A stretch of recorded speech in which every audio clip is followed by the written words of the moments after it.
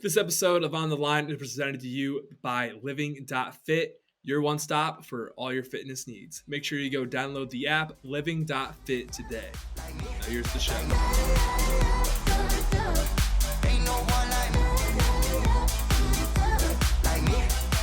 Welcome to On the Line. Today is Friday, May 6th. We got a great show for you guys. We got New England cartel coach Tyson Chartier on the program. We talk a little bit about Rob and a lot about Calvin as he headlined UFC Austin here in about a month. And then we go talk to Martins Licis. Also a great interview, man. Always great catch up with him as he prepares to maybe end his career on a couple wins. But first and foremost, listen on YouTube, hit that subscribe button, listen on Apple, Spotify, Deezer, Stitcher, or any podcasting platform. Hit that follow, maybe leave a review. So without further ado, let's go on into Tyson Chartier. We are joined by a very special guest, a very big friend of the show. Tyson Chartier does a lot of stuff behind the scenes, one of the best coaches in the game. I do have one question about Rob, then we'll move forward to Calvin. This awesome news with that. Unfortunately didn't go the way I think a lot of us wanted it to. Going forward, are we going to see something similar to what happened with Calvin is after the Max fight he took about a year off? Are we going to see something similar with Rob? Yeah, I think we'll have an extended layoff. That's two tough fights in a row for him. We need a little break. We just need to kind of reset, heal up, and then work on some things that, to make sure that doesn't happen again. So, it'll be, he earned the time off. So it'll be time off to heal, then learn, and then come back better. Exactly. He'll bounce back. He's a tough guy. He's a tough motherfucker, and he's a great fighter. Calvin needed it. He needed to be rejuvenated, and then it comes out and reminds everyone what it's like to be in the cartel, right? It'll happen. He'll bounce back. So let's talk about Calvin. He has a big fight coming up.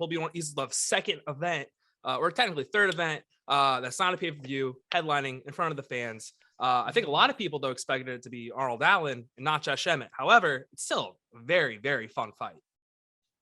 Yeah, I think we were thinking that Arnold Allen might happen too, but there's a lot of moving parts in the UFC and these matchmakers. Once you get to the top 10, trying to make the right fights with everybody's timelines, it's tough. So I think Emmett and Kattar made sense for the UFC. Both guys were kind of ready to fight in June or later, and I get the vibe that maybe they needed a main event, like a big main event for this card. I think they had another one slated, and it just didn't work out. So. Originally, they were thinking July 9th for this fight. And then before we finalized that, they came back with June 18th. So, yeah, we're excited. Bigger opportunity on June 18th because it's on ESPN, not ESPN Plus, and, a full arena again. And it's been, Calvin hasn't fought in front of fans since there was a beat fight. So I think it's going to be awesome energy going to Texas. His sister lives in Texas. They're about to have a baby any day now. So it'll be cool seeing his whole family to be able to come out probably with the fresh little Kattar baby. And, then Calvin will get to go visit his family after and get to know his nephew. So, good location. It's almost like we're not from Texas, but that's like a second home for the Kattar family now, just because his sister lives there and is establishing roots there and starting a family. So I'm hoping that gives us the home. We're like the honorary home team that day. So that's my hope anyway. Well, regardless, he's going to get the massive pop. He's still a fan favorite. So no matter what, he's going to get that friendly welcome when he enters the octagon or enters the arena. So it is kind of like a home field advantage, not home field advantage, but it's like home field advantage. It's also the first time he's fought in America in front of fans since even longer than that is a beat fight. So it's been a minute since he's really fought. Lamas. Yeah, something like that. Yeah. Yeah, Chicago in 2019. So it's been like 3 years. Jeez. Crazy. That's crazy. That is crazy. This is the first time you've been then back in front of a crowd coaching since 2019, correct? Yeah, like in the UFC, but we've had a bunch of local fights where we have fans and no COVID requirements and stuff like that. So, yeah, it's good. It's it'll be harder for them to hear, but harder for me to get them to hear me. But I always say is like we've had some really incredible moments throughout the pandemic with the cartel that I just feel like the guys were kind of cheated from getting that pop from the crowd. Can you imagine if there was fans there when we landed that elbow on Jeremy? Oh my God. Like, it's crazy, So just, and then there's the Giga fight was, that was amazing. I think that, just that small little crowd, it was already electric as it was. It's only imagine if it was a full stadium. I can only imagine. Yeah, I think Calvin had like 30 people there from Boston flew out and bought the VIP tickets. They're ballers for the weekend, I guess, and they were all screaming. So it was cool to just feel that now and just imagine that with 15,000 people. So do you adjust as a coach? Like when you're in, like obviously it's going to be different now that you've been kind of gotten used to like the no crowds. Does coaching differentiate when you're with a crowd and when without a crowd? I don't think I could yell any louder than I'm already yelling, so I don't necessarily think so. Um, I don't think it really changes anything for the most part. Okay. Well, you also, no matter what, if you yell, Calvin, stop the spinning shit, he's still gonna throw the spinning shit.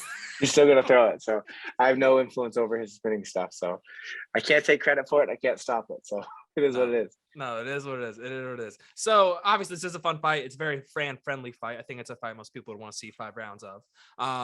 You don't want to look too far ahead. I mean, Giga obviously looked too far ahead in the past, but you don't want to look too far ahead. But with the way the division is, do you guys kind of see this as like a potential number 1 contender fight?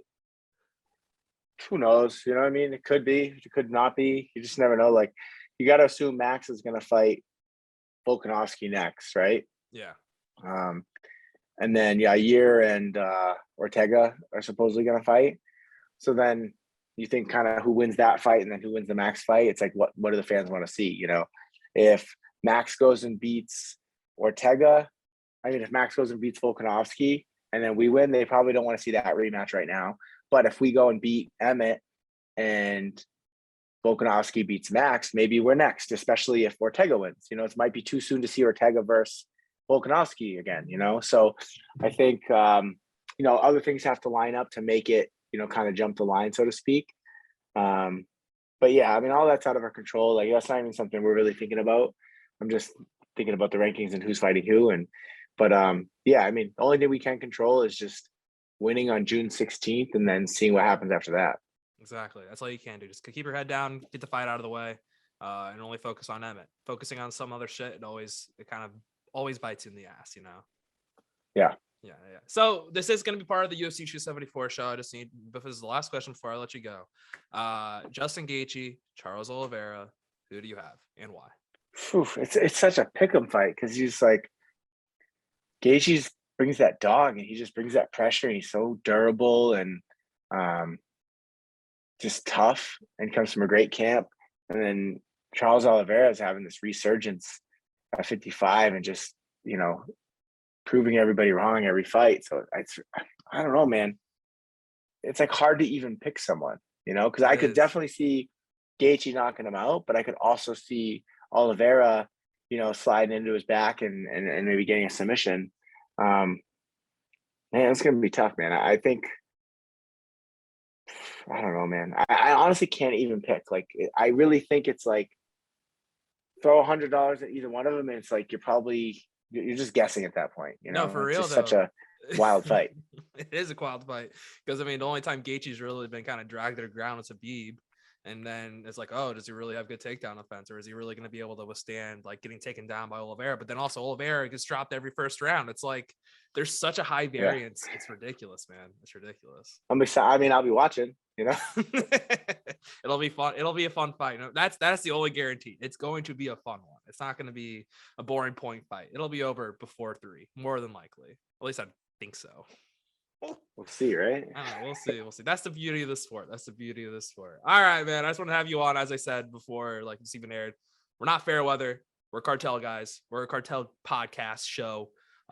Actually, fun fact, I'll be in Texas and I will be at that fight, and that'll be my first ever live UFC event. So I'm pretty stoked about it. Nice. Yeah, you have to meet up with us. So I will. I'll pop in, talk to us in person, and see get to shake the hand real quick and get to see Calvin get a win in person. Exactly.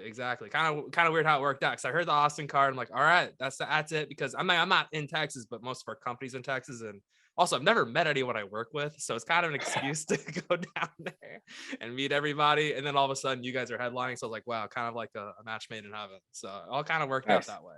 Exactly. I'll let you guys up though. Can't wait to see the guys fight. We'll talk to Calvin like the week before, like we did last time, and we're going to see big dubs coming your way. All right. So for Tyson. Thanks, man. All right. That was awesome conversation with Tyson. Can't wait to meet up with them for the first time ever in Austin, Texas here in about a month. But Before we move on to Martine's Licis, I want to once again thank the sponsor of the show, Living.fit. Living.fit is a health and wellness company that will help you achieve all your goals, from building muscle, losing fat, or just to try something new. Not only are there workout programs, but we can help with your nutrition and build out your home gym. And for all the personal trainers out there looking to get certified in battle rope or kettlebell movements, they're the place to be. Make sure you go visit the website or download the app Living.fit today. Now here is Martine's Licis. We are joined by a very special guest. He is literally the strongest man in the world. Once again, always reigning, defending. It is Martine's Licis. Martine's. Reclaim the title. Reclaim the title twice now. That's what I'm here for. I got to do it. Mm-hmm. So you're still a little strong. Still got it. Still got it. So last time we spoke, I didn't realize this, but you're literally a superhuman. Like, you got stem cells put in your body. What was that experience like? Necessary. Because after winning World Strongest Man the first time, I definitely felt like my body was especially beat up. I mean, goodness, 500 pounds, which used to be a joke weight for me, that I could knock out for 20 repetitions. After Worlds, I was trying to squat 500, and it felt like there was like one repetition was brutal, and it felt like there was just glass in my knees. So after getting the stem cells, very soon, like just a couple months after, I was knocking out reps like nothing again. It was phenomenal how much it has helped me recover. Did you go to Columbia? Is that where you went for it? Oh my God, that's right. I've heard so many things about that hospital. Or that treatment facility. BioAccelerator, yeah. And I'm going to be going again in June, next month. Really? So are you doing World's Strongest Man? Are you for sure lock going in?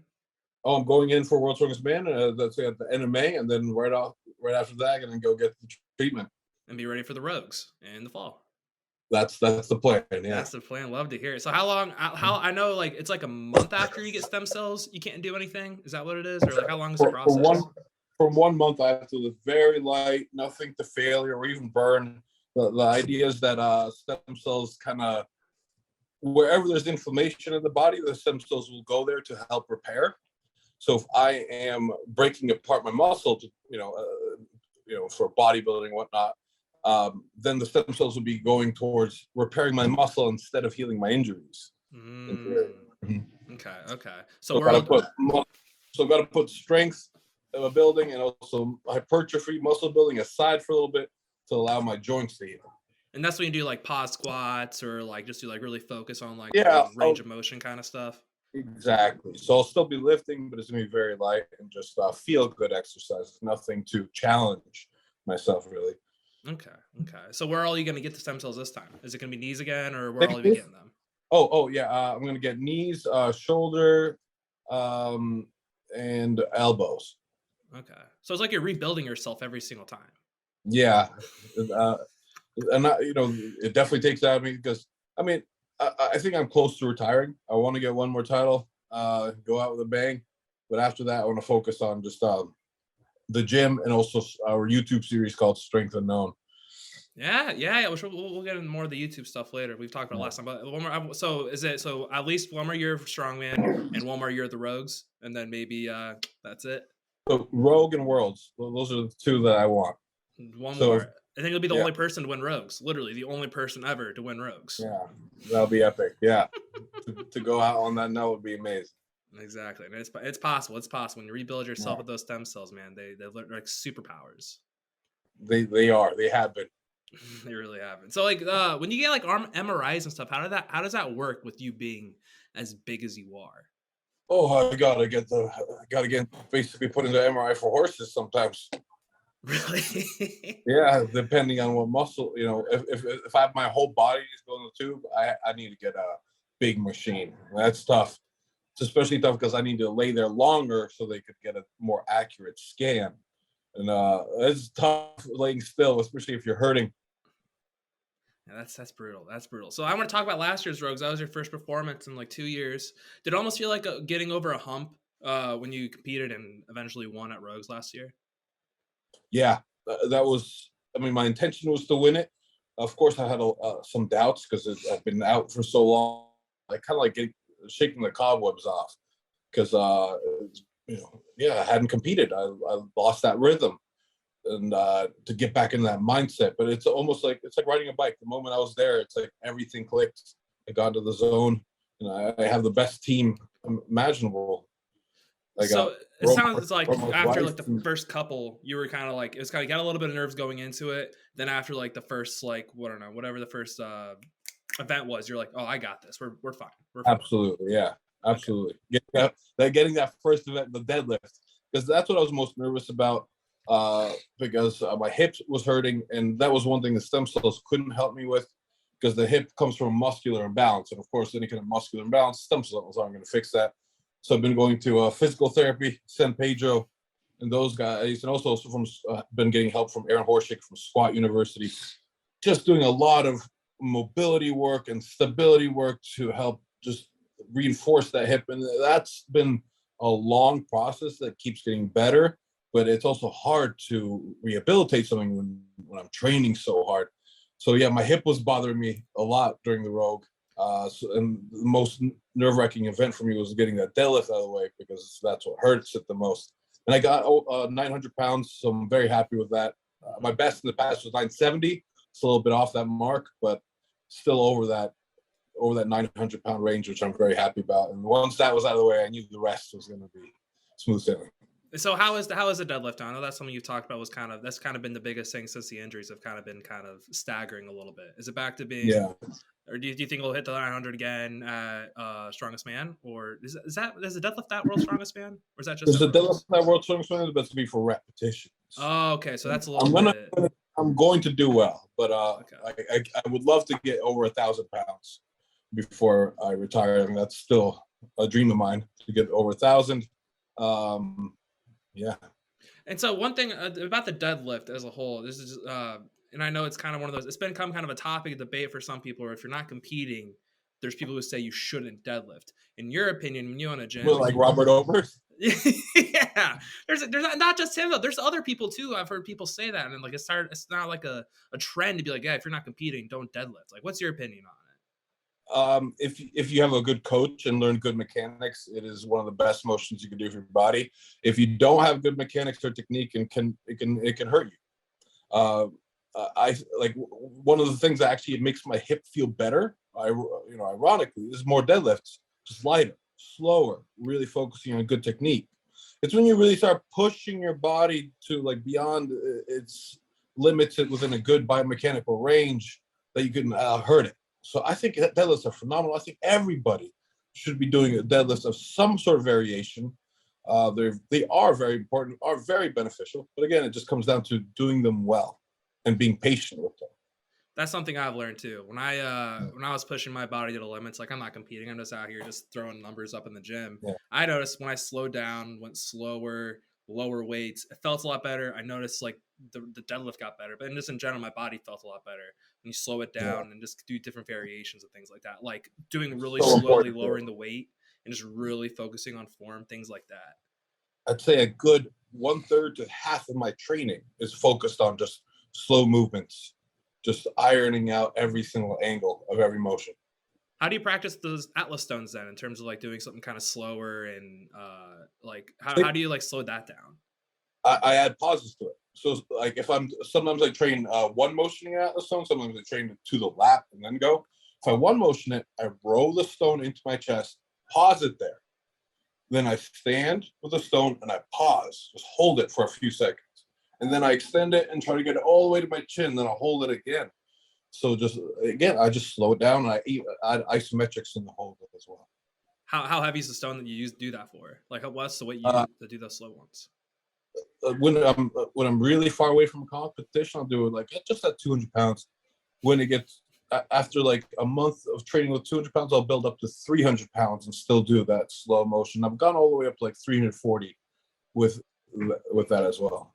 That's nuts. That's so crazy. You're talking about like 200 pounds, like it's fucking nothing. I'm just like sitting here, like that's still a decent amount for me. And so, since you won Arnold's last year, are you still even focused on doing? Are you going to do Arnold's again, or are you just not going to go show up for that for like marketing purposes? I don't want to say yet. But I will say the most important for me is winning Worlds again in Rogue. The Arnold is up in the air, but again, my focus on Rogue and Worlds. And other than that, I just have to see when the time comes. Okay, and so we've talked a lot about the injuries. This is something I heard from you in the past. Is you used to get like just really really drunk nights before, and then hit like PRs the next day. Do you think that has anything to do with maybe the injuries popping up lately? It's possible because my early 20s are a little bit more crazy. Of course, that takes a toll eventually. Back in the day, I didn't feel it. I felt like invincible. Like really, I could be hungover and still hit PRs. You know what's crazy is when I shouldn't like this might sound really nuts. For some reason, a day after drinking, for some reason I always felt better in the gym sometimes because you have like that hungover sweat almost like you're sweating out the alcohol and it almost feels like better if that makes any sense whatsoever. Do you know what I'm talking about? I think it could also be carb loading. Oh. So you might get that same effect from just eating a bunch more the night before. So instead of carb loading with like good food, I'm just carb loading with a bunch of beer. Exactly. Yeah, which works. It does work. I guess so. Apparently, that actually makes sense. That makes a lot of sense. I don't know how I've never thought of like that before. Yeah. And I know another trip you recently took was when you went to Iceland to go see some puffins. What was the main reason you went out to go to Iceland? What was the biggest reason for that? My good friend Romark and I we love Iceland. We in the past when Hafthor was in competition mode, I loved going to Iceland. Oh shoot, sorry, one second. Are you still there? Mm-hmm. There we go. So yeah, we used to like to go to Iceland to train with Hafthor, the mountain, and we got some good training in. This last time, I went with the same intention, but didn't realize just how little lifting he was doing. So just ended up just saying hi to him and then training in his gym by myself. But it was still an awesome trip. I mean, I just love Iceland. It's absolutely gorgeous, and I feel like every time I see something new. I feel that's a destination for me. You have any plans to go to Japan soon? I know that's another place you've been kind of hoping. Oh, I want to go. Yeah, I have my sights set for December, potentially this year, but we'll see. We'll see when it gets closer with the whole insane situation with COVID that we've all been going through the last few years. That's the only reason I haven't gone yet. Okay, that would make sense. We are in these crazy times. So is that going to be part of the YouTube series, or is it just going to be personal? The plan is to do a part of the YouTube series. Yeah. Okay, so explain to me the YouTube series. So you're going to be traveling around the world for the YouTube series, just kind of exploring the world and like what's the premise? We're exploring the world of strength. Okay. So the world of strength, especially in the parts that are unknown. Mm-hmm. So we want to put a spotlight on unique strengths or abilities of people. Like, for example, we want to go to Japan to look into how sumo trainers train and get strong. We want to go to other cultures where, sorry, Romark's right next to me. Is it okay if I pull him in?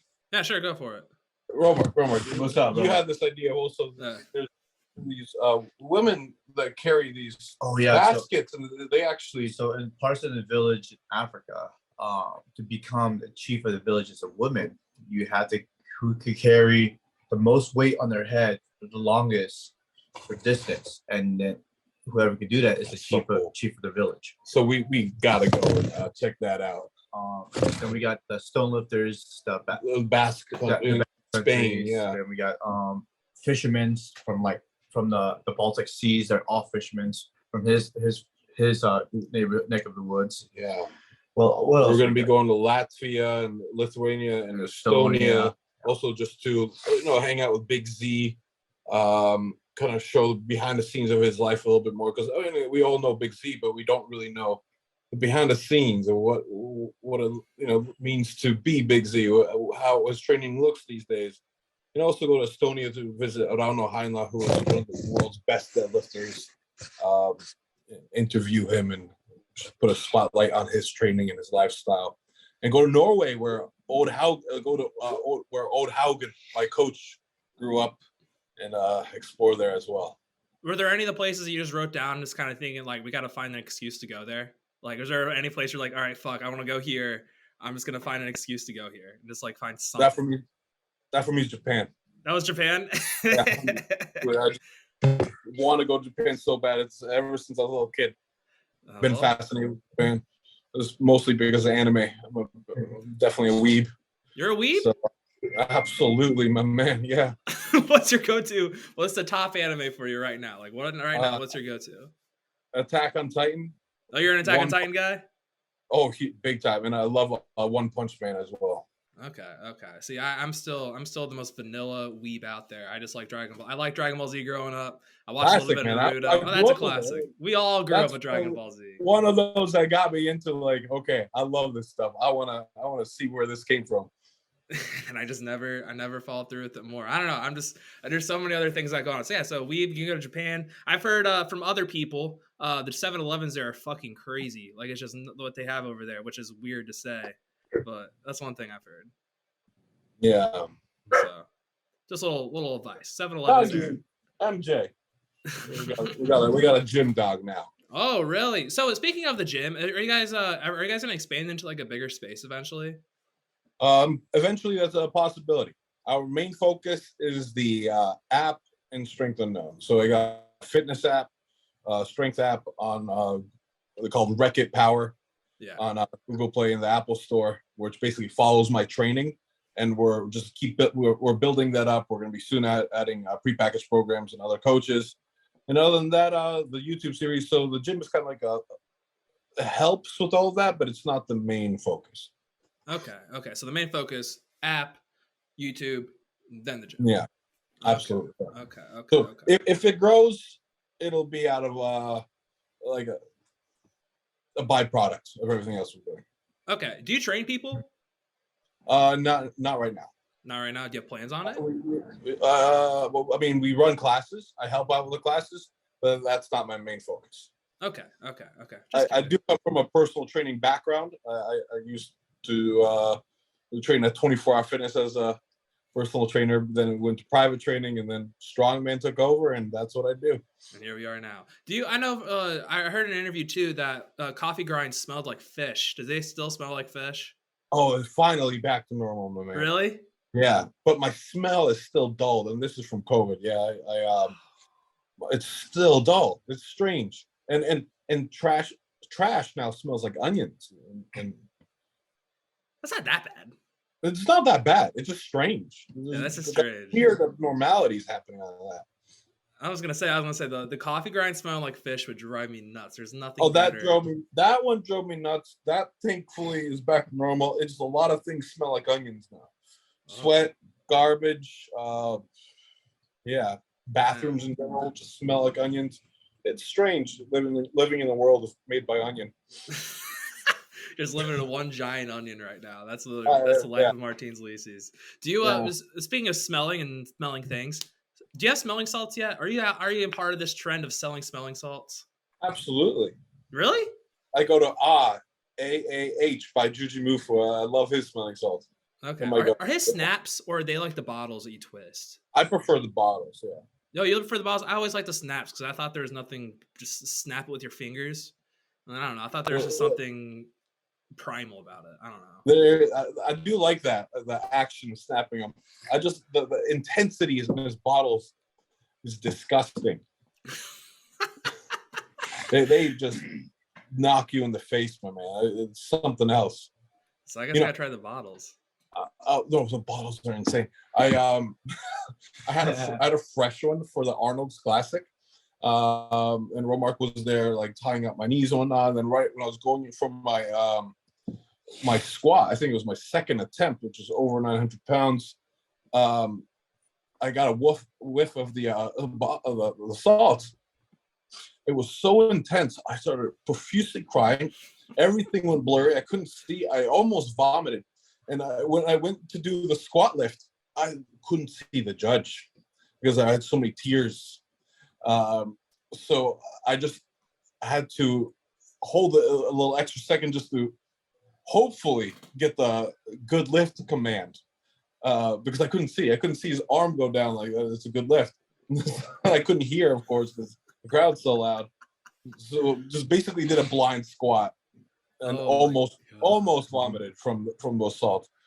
You should have vomited at the end. Just kind of gave it a little viral. Like try my app. Middle lift. Work out as hard as me. You'll Almost, vomit too. Give you results. almost. Try out my app. Those are great salts. Just when they're fresh, be careful. All right. Well, sounds like I need to get handed those. I didn't get into smelling salts for lifting until later on, but originally what I did was I would just go to the bars and I'd like snap smelling salts if someone was on their phone too long. I just kind of put it underneath them and wake them up. And I do the same to myself. I love that. That's great. Great way to prank someone. Yeah, I love it. Yeah, it was fun. It was a fun That gives time. me some ideas. Yeah, that's great. I'm giving you ideas. You're Yeah. welcome. You're welcome. You're Thank welcome. you. I try. Thank Smelling you. salts are a very versatile tool. They're a very versatile tool for They have lifting. many purposes beyond lifting. Yeah. Yes. Love me some smelling salts. All right. So that's what I got for you, man. So check out the app. Check out Martine's winning the next Rogues and World's Strongest Man. And then That's what right. else do we got? On YouTube the channel. YouTube. Check out the YouTube. Yep. All right. So for me, Martine's. It's my name, Martin Licis on YouTube. Yep. There we go. Easy enough. All right. There we go. Thanks, man. Appreciate you.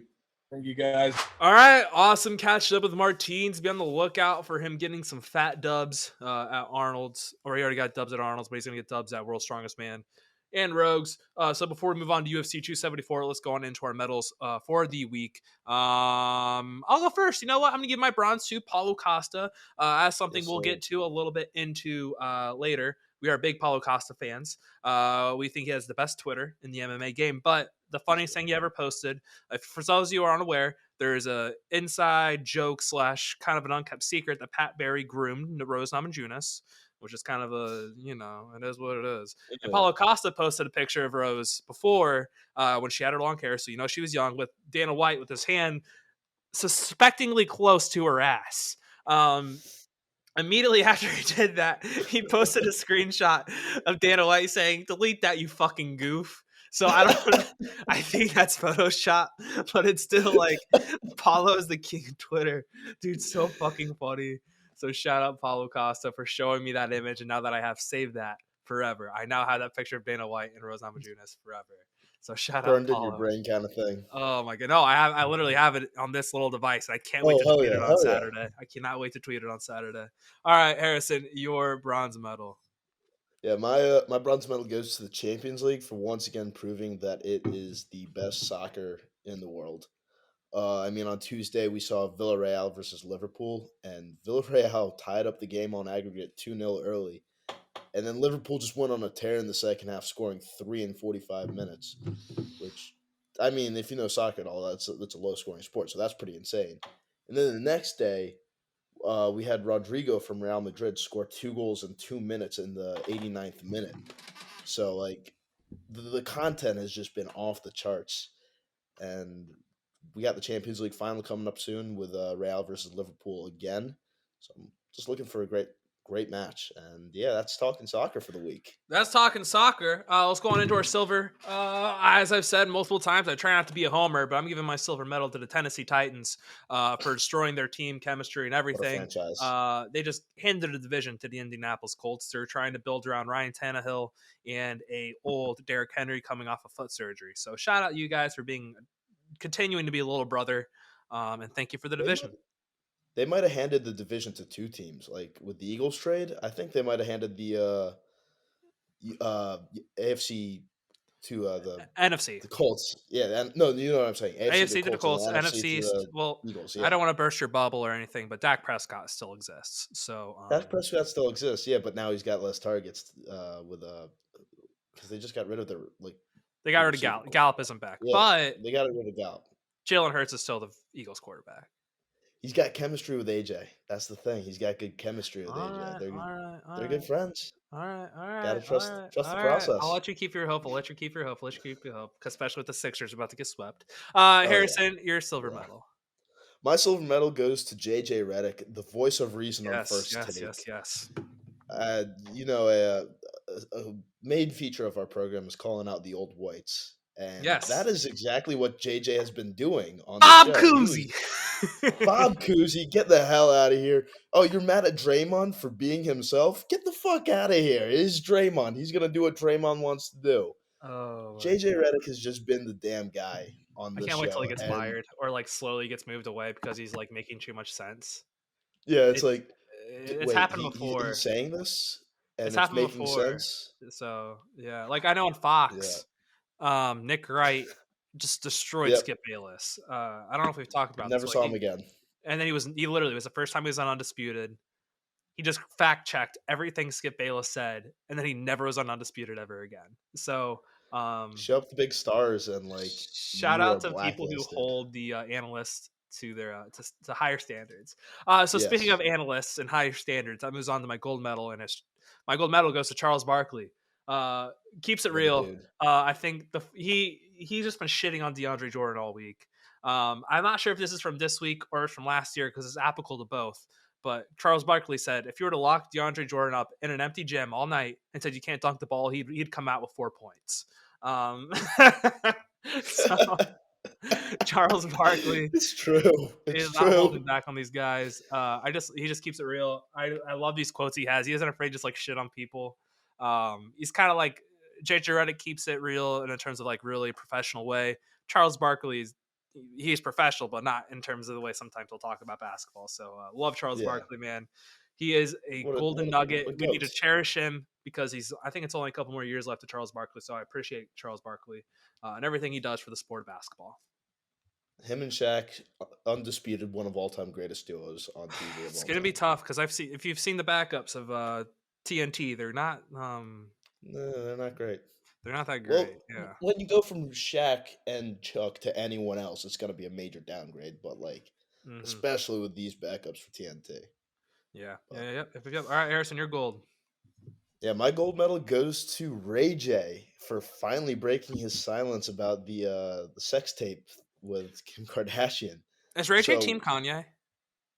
it looks like it. It really looks like it Yeah. because it looks like he's sick of the Kardashian shit. Because according to him, there are a bunch more tapes out there that haven't seen the light of day because Kim hasn't released them and she still owns them.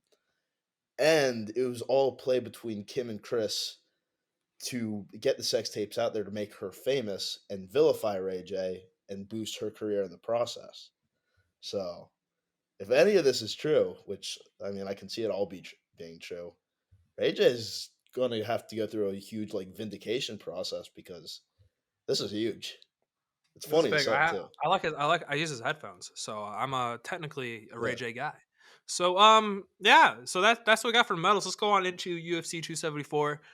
Justin Gaethje fight week. I mean, he's one of the few guys in the entire UFC you can say no matter who he fights, it's gonna be fucking fireworks. It's gonna be an incredible fight. The whole entire card it's a pretty damn good card. The people saying the best card, let's chill the fuck out. It's definitely not the best, but it's good. It's good. Anyway, let's talk the main event and kind of work our way down. Justin Gaethje, Charles Oliveira. This is probably the first title fight in a minute where it's kind of really is a fucking toss up, man. Like Mhm. Gaethje's literally has no jiu-jitsu, but his takedown defense is pretty elite. Don't even look at the Khabib fight because Khabib was a man on a mission, taken over by some demigod father bullshit because his dad died. But anyway, like there's nothing Gaethje could do, and the way Khabib fights is a lot different than the way Oliveira fights. Oliveira is stupid hittable. Gaethje's one of the hardest hitters in the division, so he's gonna have to put Oliveira like out, like cold, stiff out. Which again, it's possible, but Mhm.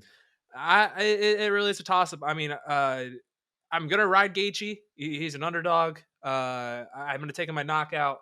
But I mean, if they make it out of the second round, man, I mean, I'm probably gonna betting live Charles Oliveira, just because I don't know if Gaethje can do it for 5 rounds and keep Oliveira off his back for 5 full rounds. But it's gonna be a fun fight. I guarantee it's gonna be a fun fight. Gaethje is fireworks every single time. So Yeah, look like forward to that one. he's one of the guys who I even knew before even starting watching UFC. So like Exactly. it should be a good one. He is he's the man. He is the man. All right, moving on to Rose Namajunas, Carla Esparza. All right, Thug Rose. This is one of her last feats to overcome, minus the fact that she got groomed by her husband. So Carla Esparza beat her in the Ultimate Fighter finale. So this is kind of she's undefeated in rematches, but Carla Esparza is like 6-2 as an underdog. I don't know, man. Like in terms of like betting and things like that, I'm not even touching this shit. I don't think it's even worth it. I Mhm. love Thug Rose. However, I don't know if she can finish Carla, so that's kind of my whole discrepancy. And like, I don't want to take by decision. just because there are a lot of different factors in it. So I don't know, man. It'll be competitive, but I think Rose is going to come on top. So we got one and new and one still champions for this weekend. I don't have a whole lot of insight, just more or less. I think Carla's going to take down Rose a couple times, so I think Rose is going to dominate on the feet. And when it does go to the ground, however, Rose is she has some pretty slick jiu-jitsu, which people tend to forget. So I don't know, man. I don't think Carla's going to take her down, as some like to believe. But I do think Rose is going to pull out with a W. Maybe not as controversial as the Zhang Weili fight, but she's another one. Like if you're casual, like you know who Thug Rose is. Like most people know who Thug everybody Rose knows Thug Rose. Everyone knows Thug Rose. The shaved head look. The shaved head look. Iconic. It is iconic. It's very iconic. Let's move on to the one of the people's main events, one of the many.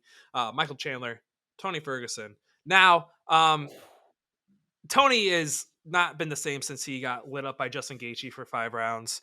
However, El Kukui, he's still El Kukui. He's still a special human. He's a special specimen. He's never been knocked out cold. And that's where I'm kind of going with this. Michael Chandler, he's a big, he's a first round menace. He'll light people up in the first round. I mean, he chicken legged Justin Gaethje a couple times in the first round, and they fought in their fight back in November. But I just don't think he can put Ferguson out cold in the first, and which is something, again, as I've said, no one's ever really been able to do. If he rocks Tony will go on the ground, and he's going to force Chandler to come, ground and pound him to death. But he's not going to. I don't think he can finish Tony. I think this fight's going to go over a round and a half. And to be honest, I love Tony Ferguson in the spot. I think Tony Ferguson can finish Michael Chandler in the third round. And right now, on those odds, obviously Tony's plus 300 at this moment that we were recording. So alone, I take that because I think the second round Tony can start to take over. Chandler's pretty fucking hittable, and Chandler, take the Gaethje fight again, was weird because he got hit by so many goddamn shots that usually would have put him out, and he just ate him like it was unreal. It was unreal. That fight drove me nuts, but yeah, I love Tony Ferguson in the spot. I like Tony by sub. Honestly, the finish is for Tony to finish is plus 650, which is fucking crazy. If you take Tony to win by submission in the third round, which is something I want to do, he's plus 4,000. Holy shit! Hit him with a Darce choke in the third round. If you would take just Tony straight up in the third, it's plus 2,200. Now, this is hoping again that Tony's not completely shot, but dude, it's just so hard to not take that. With how crazy Tony Ferguson is, and just how memeable his fights are. It's like if you're first off, you're a fucking idiot if you take Chandler minus 110 KO. That's just stupid. Yeah. I want to point that out. You're dumb if you take that. Which but that there, could buy there's me, a that sucker. that could bite me in the ass because Ferguson does like to eat shots too. But he does that just because he's El Kukui. But no, I mean, I think Ferguson pulls it off though. I really do think Ferguson can pull this off. It would be really good. The worst thing is I do like Chandler. I'm not supposed to get that across. I do like Chandler a lot, but his style against Ferguson is not ideal. I would have loved Michael Chandler against Conor McGregor. That would have been a lot of fun because both guys are. But we'll see. Well, I don't think that might be next. Who knows? We'll see. So Conor McGregor return fight kind of thing. I think the winner of this gets Conor. That's where I'm at. I think the winner of this fight gets Conor McGregor. And both honestly would be very fun matchups. Tony Ferguson, Connor's been something everyone's wanted for years. And so let's move on to the next two, which are just two, the next two fights are a bunch of OGs. You got OSP versus Shogun. I'm going to pass on that. I think OSP is going to win. I don't know how, but he's just going to win in some way, shape, or form. I mean, Shogun tapped out the strikes from Paul Craig. I don't know what else I really need to say other than that. Paul Craig isn't, really a striker. He's a jiu-jitsu artist. He likes to choke people out. I don't know what else I really need to say other than that. And it's still Shogun, man. He's an OG of the fight game, but OSP, even though he's had kind of a pretty tough skid, he's lost to some pretty tough motherfuckers. The next fight, however, I do have a lot of confidence in, and that's Donald Cerrone versus Joe Lozon. Cerrone is shoulders. Yeah, Cerrone is nicest way to put it. He really is shot. What people think Ferguson is really what Donald Cerrone is. He's completely shot. He usually doesn't fight well against pressure fighters like Lozon is. He's just going to be in his face. Do I think it ends in a finish? I don't know. I kind of hope not. I kind of hope this goes through round war. They both get that 50K bonus. But I don't really see that happening. I think Lausanne is going to win by finish. I just don't know at what point. So yeah, Lausanne. So to go over the main card real quick again, one more time: Gaethje, Rose, Tony Ferguson, OSP, Joe Lausanne. And so out of all those together, that's 1, 2. We got 3 out of the 5 underdogs winning. So shout out to us. So we're about to have a That's a fourth. fun ass card right there. If that happens. Well, that's a fun card. And now let's go into the prelims. Randy Brown, Chaos Williams. I mean, as we said, it's the premier fight of the prelims. It's our boy Randy back. In the past, I mean, I've talked to him about it. Like every time he's lost, minus the Nico Price fight, something kind of weird has been happening. Like the fight before Vicente Luque, he had the worst training camp imaginable. Weight was a nightmare.